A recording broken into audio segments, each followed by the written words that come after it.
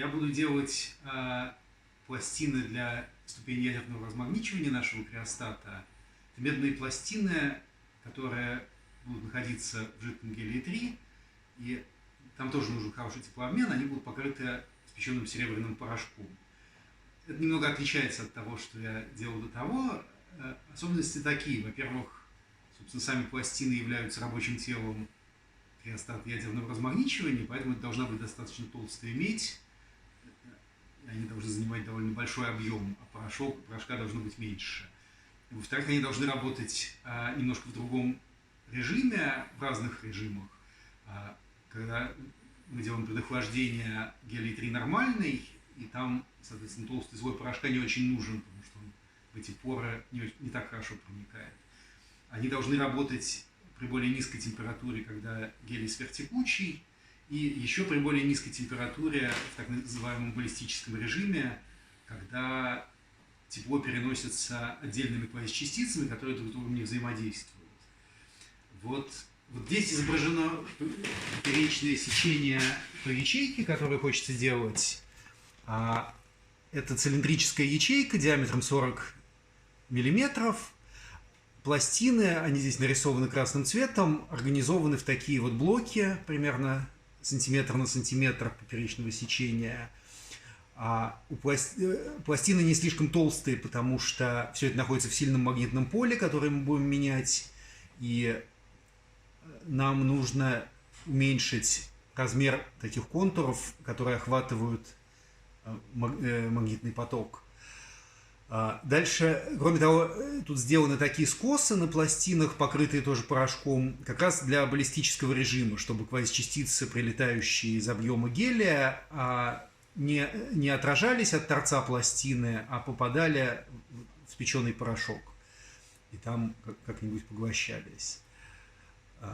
Значит, дальше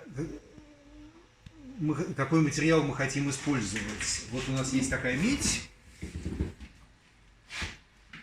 Это называется OFE медь, Oxygen Free Electronic Grade. Есть несколько разных промышленных марок меди. Это наиболее чистая и наиболее для нас подходящая. 99,99% чистота. Чистоту меди можно измерять, измеряя электропроводность при низкой температуре, при температуре жидкого гелия. Обычно медь характеризует отношением сопротивления в жидком гелии и при комнатной температуре. У этой меди до отжига величина равна 80, а после отжига 750. Это я недавно измерил. Это не так хорошо, как иногда бывает. Иногда бывает 1500, но тоже неплохо. Можно, конечно, покупать какую-то совсем чистую медь, но это будет гораздо дороже. А из промышленных марок вот это вот OFE, она же OFHC, она же CW0009A, в общем, наиболее подходящая для нас. Сейчас мы ее будем резать на пластинки. Я отрезаю полосу шириной 7 сантиметров. Это будет длина наших пластин.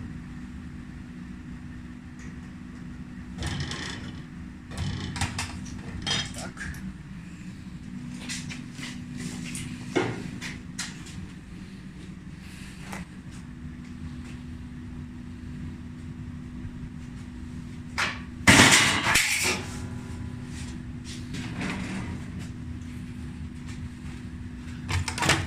Теперь отрезаю от нее полоски шириной 10 миллиметров.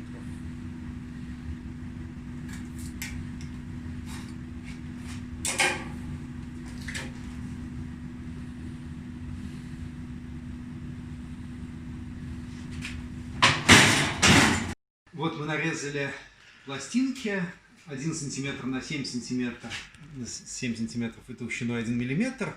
Теперь мы будем обрабатывать их поверхность. Чтобы серебро лучше прилипало, мы поцарапаем поверхность, во-первых, вот таким камнем.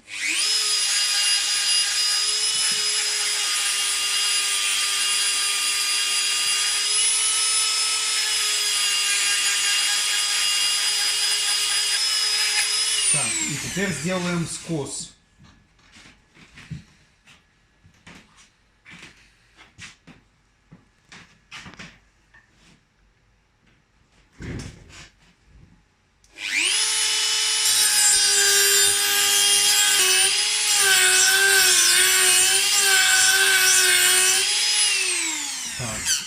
И еще сделаем такие хвостики с боков, чтобы потом их сваривать друг с другом.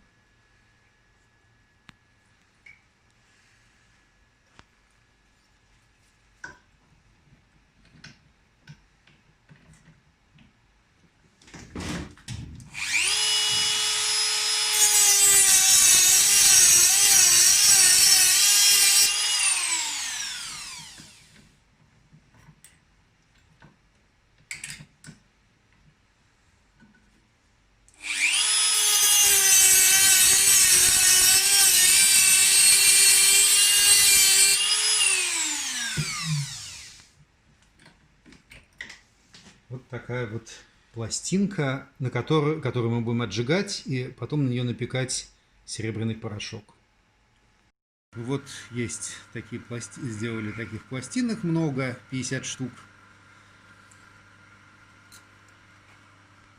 И ставим их отжигать.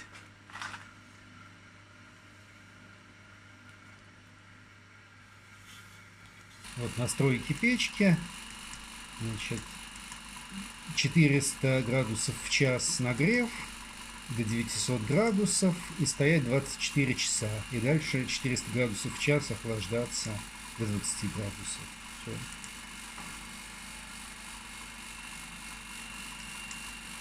Все. Вот, начался нагрев.